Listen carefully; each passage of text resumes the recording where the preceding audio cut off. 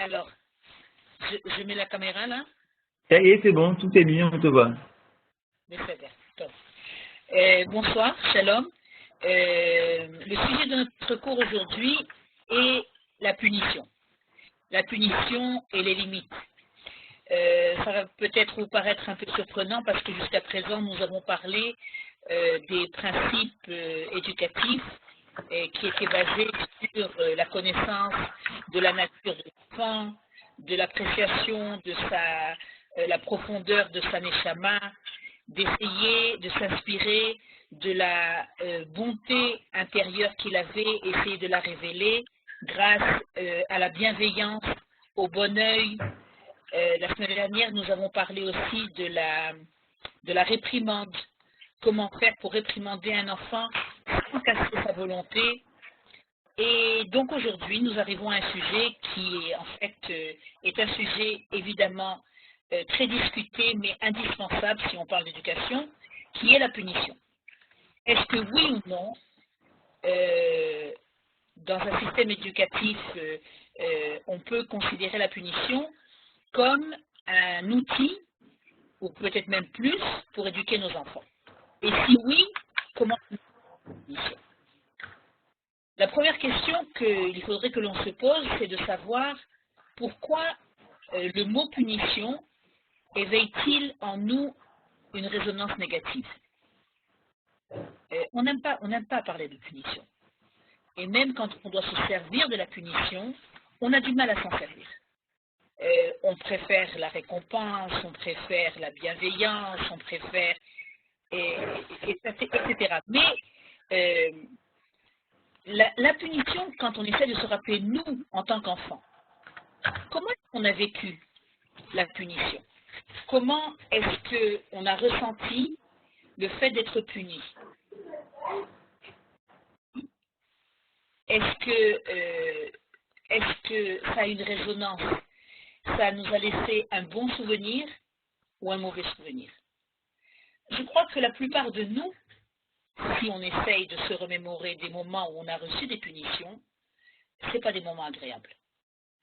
Ce sont des moments qui ont éveillé en nous de la peine, un sentiment de culpabilité, de la douleur, de la colère, et souvent même une coupure ou un éloignement vis-à-vis de celui qui nous a punis.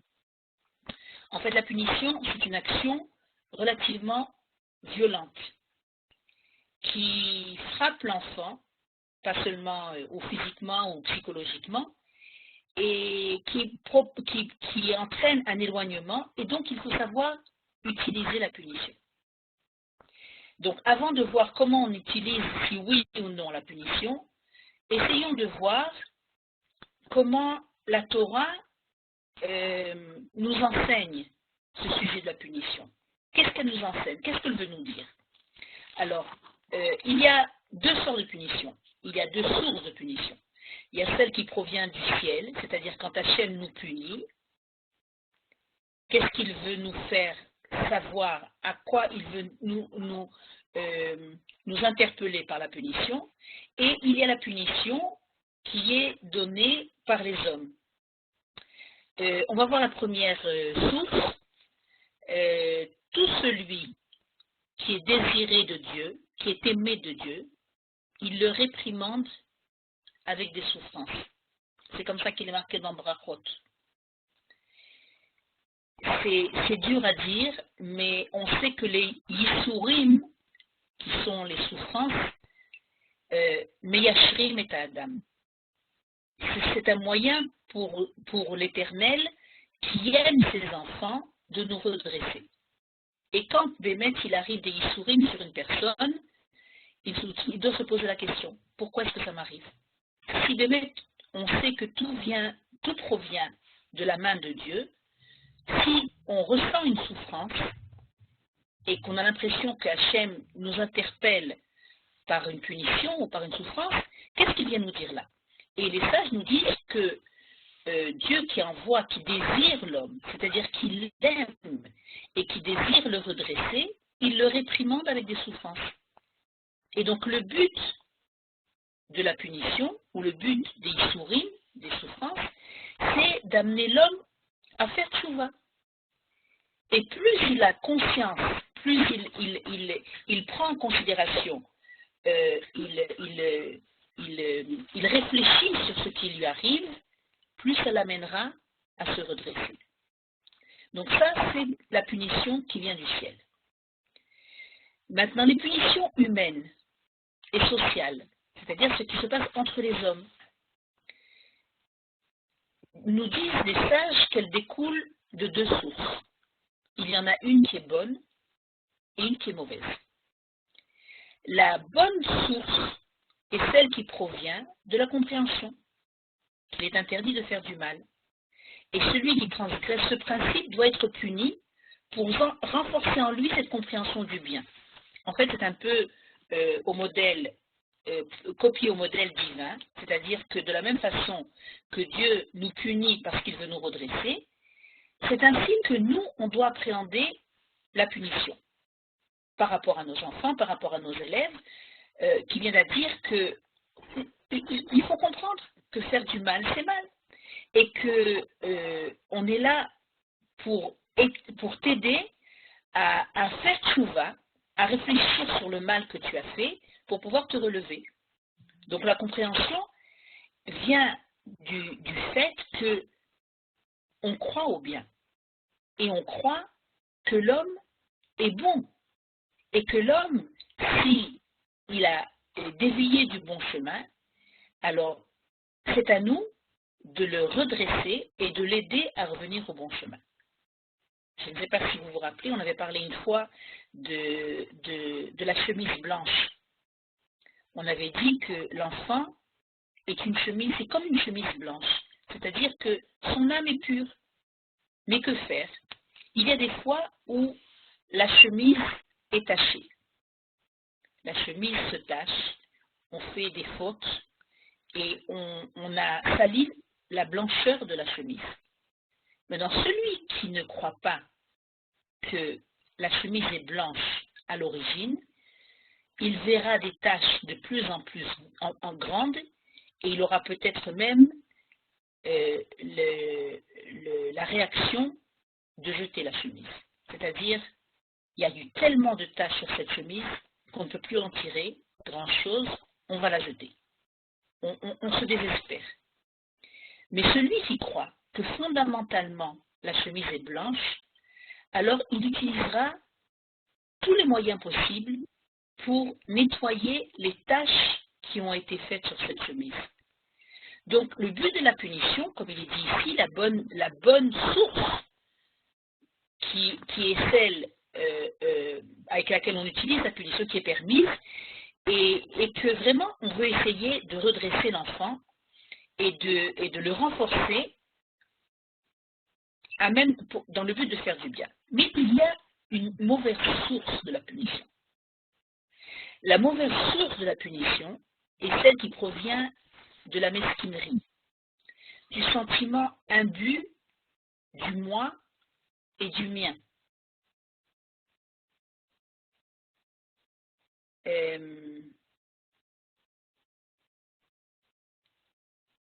Je ne vois pas la fin de la source du Makor.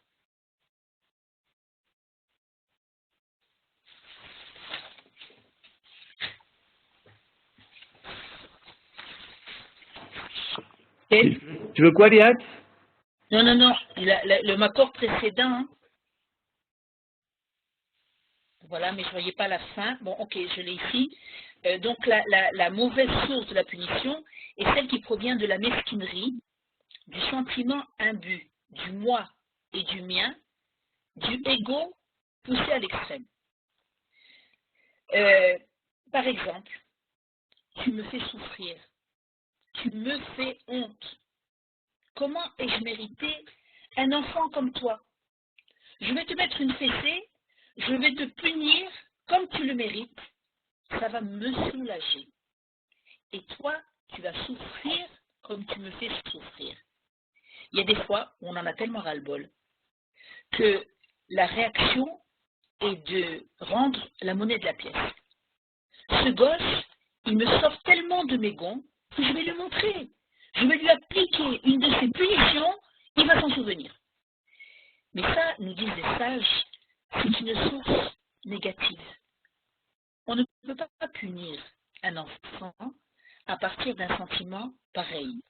C'est-à-dire que finalement, ça va calmer ma frustration. Ça va calmer ma colère. Je vais lui appliquer une fessée et moi, je vais me calmer. Donc, quand les sages nous disent que la mauvaise source de la punition est en fait mon ego.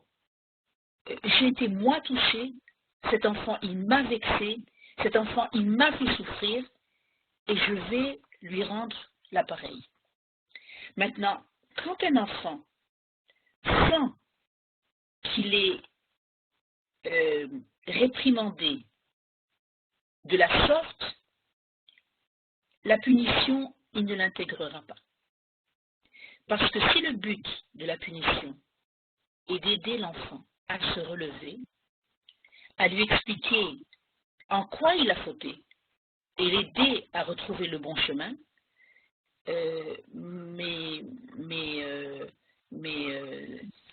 mes réactions extrêmes qui en fait me touchent à moi, elles vont être ressenties par lui. Et il ne va pas capter mon intention de l'aider à se réparer. En fait, cette punition, quand elle vient d'une mauvaise source, elle m'aide à moi, à me calmer. Elle n'est pas là pour aider l'enfant. Donc, il est bon, il serait bon, évidemment, nous sommes des êtres humains, et il y a des fois où on réagit de façon spontanée, et on laisse libre cours à nos sentiments, et dans ce cas-là, il faut savoir qu'on n'a pas aidé l'enfant. On n'a pas aidé l'enfant, et à la limite, on aura peut-être même nui à son éducation. Parce que quand l'enfant va se sentir repris, grondé, ou peut-être même frappé, parce que moi j'en ai eu ras-le-bol, il n'aura pas compris en quoi il devra réparer son comportement. Il aura peut-être compris que sur ce moment-là, ma mère, elle a laissé, ou mon père, ont laissé libre cours à leur colère. Mais ce n'était pas vraiment pour mon bien, c'était pour le leur.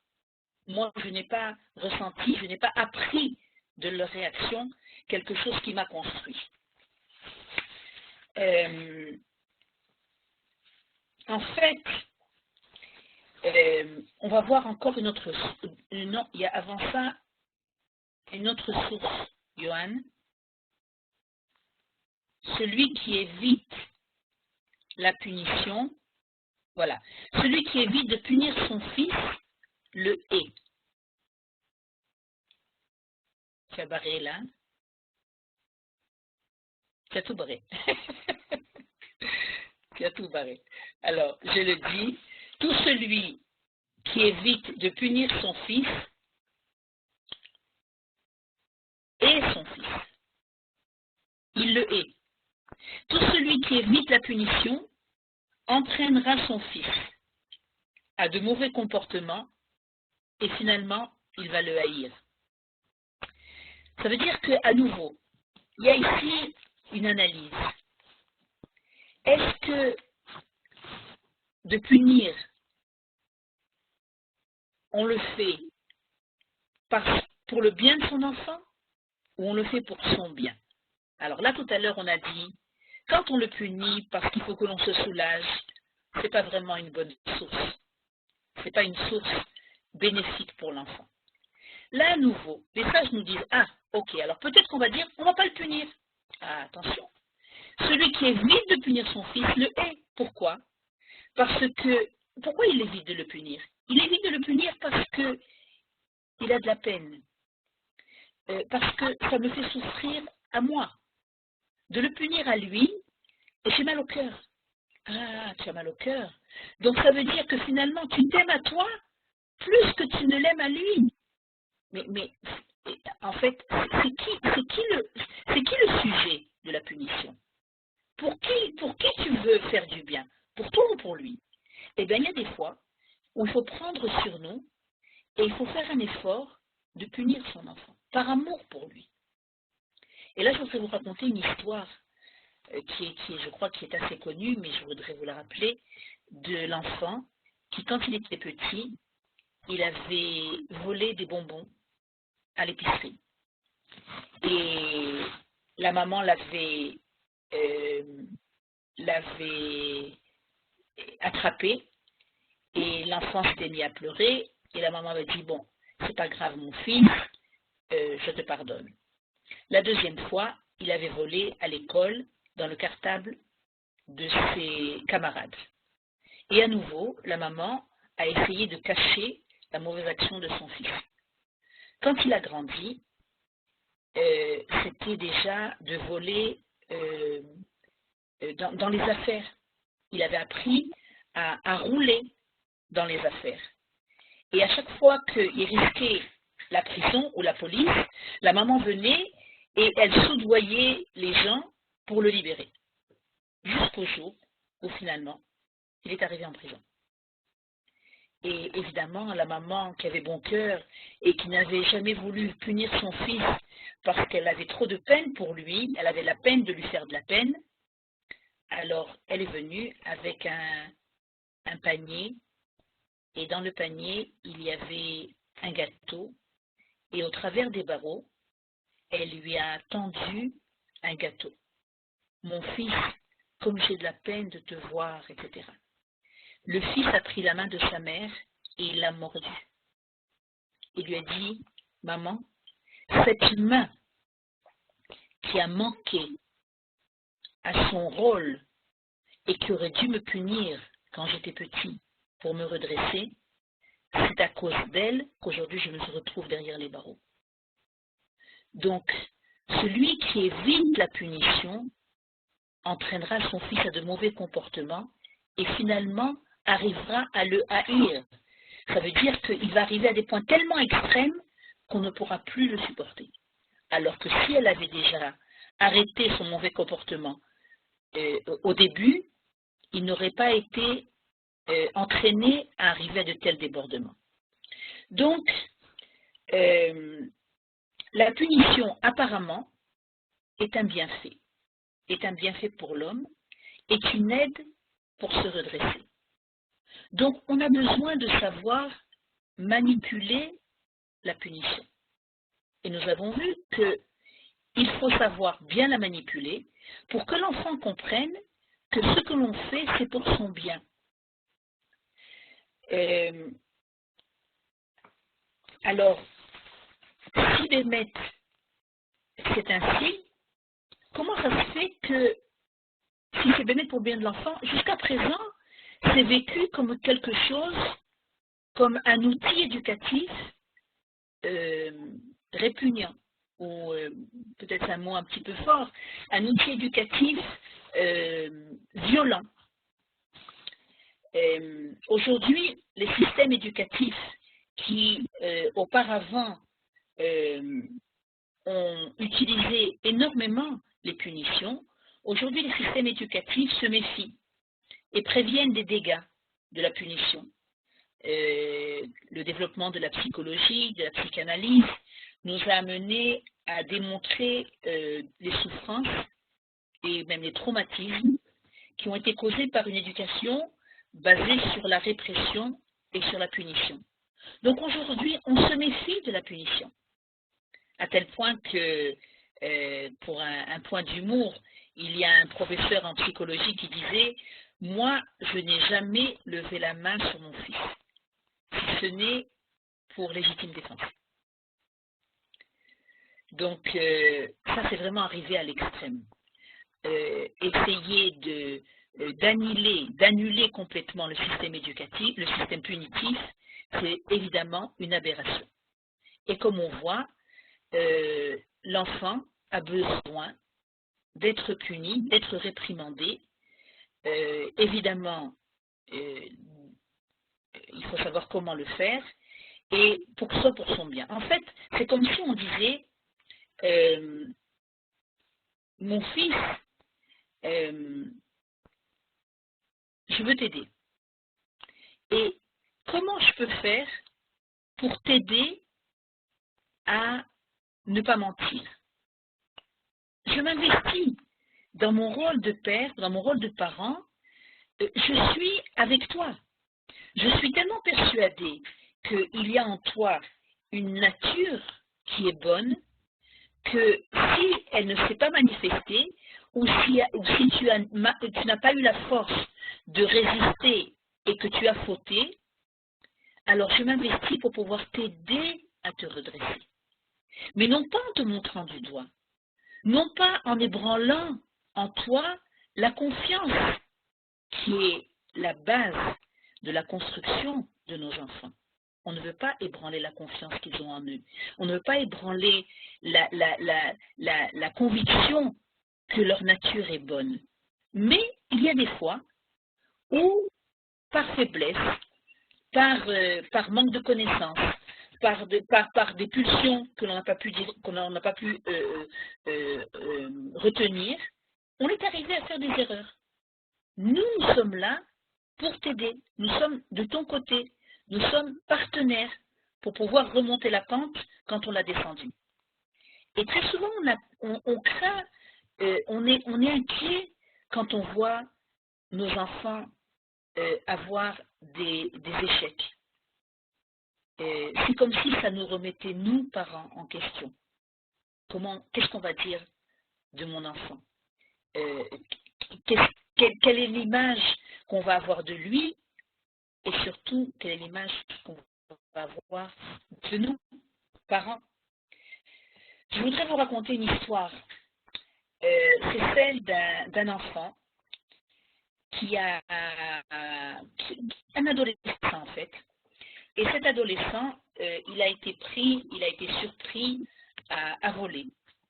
Il a volé et il n'a pas été attrapé une fois, deux fois. La fois ultime, c'était déjà, il était déjà bien entraîné.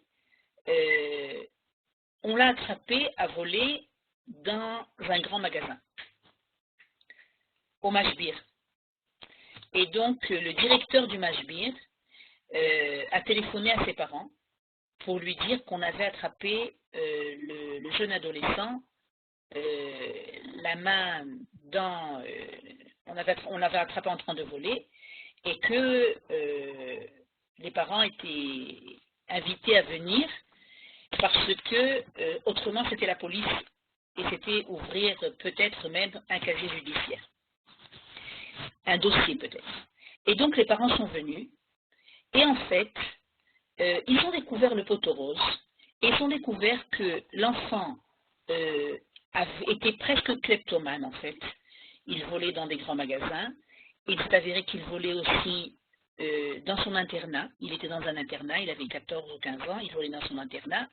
Il était un excellent élève et les professeurs n'avaient rien vu, ne s'étaient rendus compte de rien. Et finalement, l'enfant avait avoué, le jeune garçon avait avoué que ça faisait déjà un temps, pas mal de temps, qu'il était arrivé à cela. Les parents ont décidé de sortir l'enfant de son établissement en lui disant « Tu étudies la Torah et tu vas à la Tfila. Mais en fait, tu ne te rends pas compte que les midotes de base, tes vertus de base, ont été entamées. Et on veut t'aider à te redresser. On est persuadé que tu t'es laissé entraîner. Mais pour le moment, ça fait déjà une longue période que tu es sur une mauvaise pente. Et nous, on va te prendre en main et on ne te lâchera pas jusqu'au moment où tu vas revenir sur le bon chemin. Maintenant, ça n'a pas été fait avec des coups, ça n'a pas été fait avec des injures ou des comment on pourrait dire, des reproches, bien sûr des reproches, mais c'était un constat que l'enfant était en grande difficulté et que les parents aujourd'hui, devait jouer le rôle de l'aider à se relever. Donc, ils ont pris conseil avec un éducateur avisé et ils sont arrivés à la conclusion que l'enfant était attiré par l'argent et le pouvoir que donnait l'argent. Et que aussi, il avait le courage et même l'audace de ne pas se faire attraper. Donc, au lieu de lui dire « tu es un voleur », ils lui ont dit « comment est-ce que tu as fait pour pendant tellement de temps ne pas te faire attraper ?» Ça prouve que tu as beaucoup de courage. Ça prouve que tu es un enfant audacieux. Mais d'autre part, tu as fait un acte qui est un acte immoral. Et tu l'as fait une fois, 2 fois, 3 fois. Donc ça veut dire que aujourd'hui, tu as du mal à te relever. Donc pour le moment, tu ne vas pas aller à l'école. Parce que pour que tu rajoutes encore des pages de Gemara et que tu ramènes encore des notes mirobolantes à la maison et qu'on ait l'impression que tu sois un bon élève, c'est pas ce qui nous intéresse. Ce qui nous intéresse, c'est que tu sois un enfant droit, un enfant moral, et que tu puisses te regarder dans la glace en te disant « mais je peux être fier de moi. Je suis en accord avec mon intériorité. » Là, pour le moment, ton intériorité est pure et tes actes sont impurs. On va t'aider à réparer tes actes. Donc, ils ont proposé à l'enfant, bien sûr, voilà, c'est un enfant, je parle de l'enfant, mais comme je vous dis, il avait 14-15 ans, ils ont demandé à un jardinier juif qui était un tzaddik, ils ont demandé au jardinier d'embaucher l'adolescent et de lui permettre de travailler la terre et de l'aider à gagner sa vie de façon droite. Tu veux de l'argent, l'argent t'intéresse, en même temps tu es très courageux, tu l'as prouvé. Donc on va faire ça de façon morale. Est-ce que tu es d'accord? L'enfant qui avait senti que les parents le faisaient vraiment pour son bien, il n'a évidemment pas rétorqué, il a été d'accord pour entrer travailler dans le jardinage. Il travaillait dans le jardinage, il devait se lever à 4 heures du matin. 4 heures du matin, il faut être vraiment très courageux pour se lever à 4 heures du matin. Mais ce qui était encore plus courageux, c'est que le papa de ce jeune adolescent se levait tous les jours à 4 heures du matin avec son fils. Et qu'à 4 heures du matin, il lui préparait son café, et il lui préparait son sandwich, et il allait travailler. Il travaillait dur. Il avait besoin d'extérioriser aussi une grande force physique, donc il travaillait vraiment très dur. Il faisait très chaud, c'était au début de l'année, donc il faisait encore très chaud. Et il y avait aussi autour de lui des jardiniers qui n'étaient pas forcément juifs. Il y avait aussi des arabes. Il était accolé à ce jardinier tzaddik. Et pendant la première semaine, il revenait à la maison, on l'attendait, on lui donnait à manger, évidemment, il trouvait une chaleur familiale, mais au bout d'une semaine, il a dit « Ok, j'ai compris, j'ai reçu une punition, je peux retourner à l'école maintenant ?» Et les parents lui ont dit « Non, tu vas continuer à travailler, tu vas continuer avec courage à gagner ton argent, parce que tu veux gagner de l'argent, à la sueur de ton front, mais jusqu'au moment où tu vas redresser, tu vas réparer ce que tu as entamé dans ta personnalité, nous serons avec toi. Nous ne te lâcherons pas jusqu'au moment où on aura senti que tu as retrouvé ta droiture. Cette expérience a duré des mois. Et elle aurait pu être vécue comme un calvaire. Parce que tous ses copains, évidemment, étaient à l'école. Lui n'était pas à l'école. on aurait pu dire comme un enfant de 14 ans qui travaille dans les jardinages au lieu d'être à l'école. Mais au bout de quelques mois, il avait tellement appris, il avait tellement regretté, il avait tellement fait tchouva sur son comportement, parce que les parents ne lui ont pas présenté ça comme une punition pour le faire souffrir, mais pour le redresser.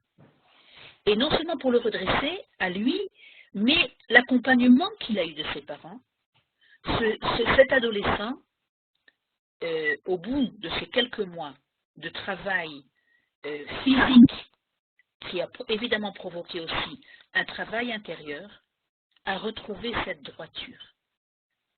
Et quand, au bout de quelques années, évidemment, je vous parle aujourd'hui d'un adolescent qui aujourd'hui est un homme, on lui a demandé, alors, a posteriori, qu'est-ce que tu penses de la punition que tu as reçue? Aujourd'hui, il est capable de dire, c'est le plus grand cadeau que mes parents ont pu m'offrir. C'est comme ça que l'on doit interpréter ou vivre la punition. La punition n'est pas là pour nous rabaisser. La punition n'est pas là pour nous briser. La punition est là pour nous aider à faire tchouva, pour nous aider à revenir à nous-mêmes. Et à partir du moment où la punition est faite dans cette intention, pas pour me soulager de souffrir de mes enfants, mais vraiment pour être ceux en tant que parents qui allons les aider à prendre conscience de leurs mauvaises actions, alors à ce moment-là, elle atteindra son but. Et elle ne va pas briser l'enfant, elle ne va pas le casser, elle va le redresser. Donc ça, c'est en fait les conditions dans lesquelles la punition peut être positive. Maintenant, si tu peux passer, s'il te plaît, le deuxième macor, Johan. Voilà. Maintenant, quels sont les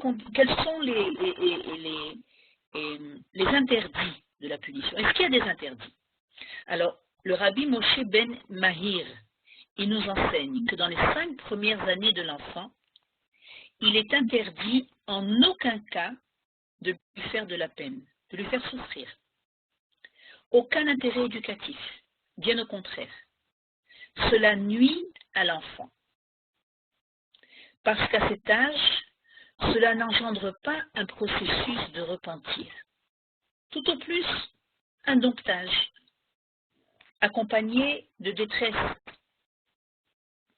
Car l'enfant n'a pas les facultés psychologiques ni intellectuelles pour digérer, pour intégrer émotionnellement et moralement la peine causée par la punition.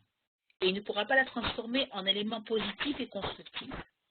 Ça veut dire que quand on donne une punition, qu'elle soit physique ou autre, à un petit enfant, jusqu'à l'âge de 5 ans, on en a parlé dans les cours précédents, que le petit enfant, il ne vit qu'au stade du sentiment, des émotions, de l'imagination, et son intellect n'est pas encore suffisamment développé. On avait aussi vu qu'il y avait un intérêt et pour lequel l'Éternel avait créé l'enfant sans avoir encore un intellect développé, c'est pour que justement ils perçoivent le monde par ses sentiments. Ils vivent la vie et qu'ils ne la commencent pas en l'analysant. Donc l'intellect n'est pas encore développé. Et pour la même raison, si aujourd'hui on lui donne une punition et qu'il n'est pas capable de la comprendre, il n'est pas capable de comprendre en quoi aujourd'hui je dois faire tchouva sur le fait que j'ai mangé tous les gâteaux qu'il y avait dans l'assiette. Mais pourquoi je reçois une punition sur ça? Oui, tu es un égoïste. Il y avait ici 10 gâteaux, tu les as mangés entièrement et tu ne t'es pas préoccupé du fait qu'il y avait autour de toi encore 3 ou 4 frères et tu as tout mangé. Tu es un petit égoïste. Et pour l'enfant, ça va l'ébranler. Et l'enfant, lui, spontanément, quand il a vu des gâteaux dans l'assiette, il s'est dit, ben, ils sont beaucoup mieux dans mon ventre que dans l'assiette. Donc, il ne s'est pas posé de questions. Il n'a pas analysé, il n'a pas réfléchi, il n'a pas vu qu'il y avait 5 gâteaux, c'était pour les 5 enfants. Donc, de façon naturelle, ça a été sa réaction d'avoir envie de manger. Et il les a mangés. Maintenant, si on veut éduquer l'enfant, alors gentiment, on lui dira, tu vois, les gâteaux qu'il y avait dans l'assiette, c'était pour tout le monde. Et tu les as tous mangés, et tes petits frères, ils sont restés sans gâteau. Alors, qu'est-ce qu'on peut faire pour les consoler? Alors, l'enfant, il va se poser la question, il va dire, ah, pour les consoler, alors peut-être que je vais leur donner les bonbons que j'ai dans mon tiroir. Parce que je n'ai pas fait ça méchamment, de manger tous les gâteaux. Mais maintenant qu'on m'explique, et maintenant que je réalise, sans qu'on m'accuse, sans qu'on me fasse honte, sans qu'on me punisse, alors oui, je comprends, c'est vrai, les gâteaux, ils étaient pour tout le monde. Et finalement, j'ai tout mangé. Ah là là, ils ont de la peine. Ils ont pas quoi, ils n'ont pas de sucreries. Alors je vais voir, j'ai peut-être des chocolats, j'ai peut-être des bonbons dans ma cachette, je vais en partager. Ou alors, je pourrais dire, maman, qu'est-ce que tu penses? Eh bien, demain, on va faire des gâteaux, et demain, moi, je vais partager, je vais donner à chacun de mes frères et sœurs un gâteau. Ça ne s'appelle pas une punition. Le petit enfant, c'est interdit de le faire souffrir. C'est interdit de lui faire de la peine. C'est interdit de le vexer. Parce que lui, il n'agit pas par méchanceté. Il n'a pas de Yetzer hara. Quand il est petit, il n'a pas de Yetzer hara. Le Yetzer hara, c'est quand on peut déjà choisir entre le bien et le mal, et qu'on a choisi le mal. Alors on pourra dire, c'est un méchant, il a fait un acte méchant, il a choisi le mal. Alors il va falloir le redresser. Mais le petit enfant, il n'a pas encore le libre arbitre entre le bien et le mal. Donc le punir, c'est le punir de quelque chose duquel il n'est pas responsable. Nous devons l'éduquer, nous ne devons pas le punir. Nous devons lui enseigner, nous devons lui permettre de comprendre, nous devons éveiller sa compréhension.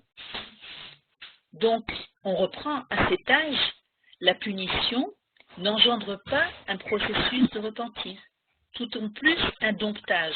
Alors, on va le dompter, ou si on va le punir, alors il va être dompté, il saura que la prochaine fois qu'il va manger toute l'assiette de gâteau, il va recevoir une punition, donc il n'aura pas compris le sens de la punition, mais il aura peur de toucher parce qu'il aura reçu des coups, où il va être grondé, où il va être rabaissé. Donc, il va être dompté. Il n'aura pas compris le sens de son acte, en quoi ce n'était pas bien. Et la peine qu'il aura, c'est une peine qui ne va pas le construire.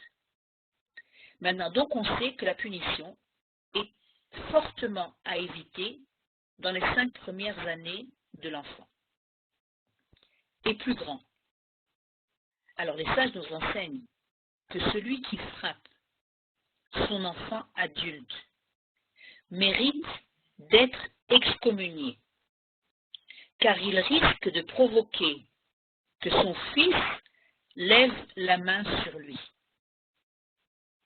Alors on pourrait dire, ok, quand on parle d'un enfant qui est adulte, ça veut dire qu'il est vraiment adulte. Alors bien sûr, un adulte, on n'a pas le droit de le frapper. Alors ça, je vous dis non. C'est pas vraiment qu'il est grand. Mais ça veut dire quoi un adulte? À quoi ce mot correspond? C'est même un petit qui refuse de recevoir l'autorité. Il s'appelle un adulte. Comme ceux de ces générations où le toupet est accru. Donc aujourd'hui, nous vivons des générations où les enfants, comme ça je nous dis, chutzpahisés. C'est la génération de la Géoula, c'est comme ça. Ils ont des toupets. Ce toupet, ça fait partie aussi d'un grand, de beaucoup de courage, de beaucoup de force. On vivait des époques où on avait une tendance à se soumettre, a accepté l'autorité. On a accepté l'autorité de son père, on a accepté l'autorité de ses maîtres, on a accepté l'autorité des autorités qui nous entouraient. Ça, il s'appelle des Neshamot de Galout. Hachem envoie dans le monde des Neshamot qui correspondent à ce qu'ils vont devoir effectuer comme travail. Et lorsque nous étions en Galout, nous devions supporter la Galout. Pour supporter la Galout, il fallait savoir baisser la tête. Il fallait savoir se taire. Il fallait savoir se soumettre. Il fallait savoir recevoir l'autorité des plus grands et des plus forts. Mais que faire? Nous, aujourd'hui, nous sommes une génération de Géoula. Et dans cette génération, Hachem, il envoie dans ce monde des nouvelles âmes. Des âmes qui ont d'autres devoirs, un autre travail à faire. Comme par exemple, celui, malheureusement, de devoir faire la guerre. Il faut avoir beaucoup de courage pour faire la guerre. Il faut avoir beaucoup de courage pour ne pas se soumettre et devenir des sujets d'un gouvernement étranger. Pour pouvoir arriver à être indépendant, il faut avoir une nature différente de celle que nous avions en exil. Donc Hachem, il donne des traits de caractère aux enfants de cette génération qui sont des traits de caractère qui pourraient être décrits comme des traits de caractère d'adultes. Quelqu'un qui n'accepte pas de se soumettre à autrui, un adulte. Il a son kavod, il a son honneur, il a sa façon de s'exprimer, de s'affirmer. Eh bien, aujourd'hui, les sages nous disent, même les petits-enfants sont comme ça. Même les jeunes adolescents, ils sont comme ça. Tu vous parlez à un enfant, il vous dit « l'orotsé ». Comment l'orotsé? Moi, quand j'étais petite, jamais j'aurais osé dire l'orotsé à mon père. Nahon, toi, quand tu étais petite, ben, tu faisais partie d'un autre monde. Le monde a changé, les époques ont changé.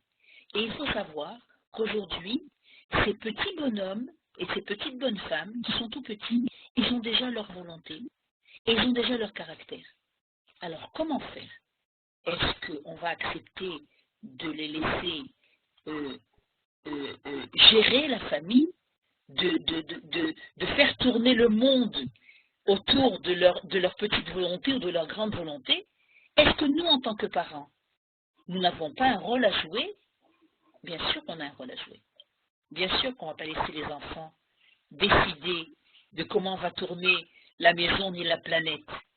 Mais ce n'est pas par la punition qu'on va pouvoir faire changer leur volonté. Il y a d'autres moyens. Alors, les moyens que l'on doit apprendre à manipuler, on va les décrire, on va essayer de les apprendre, les rattacher la semaine prochaine.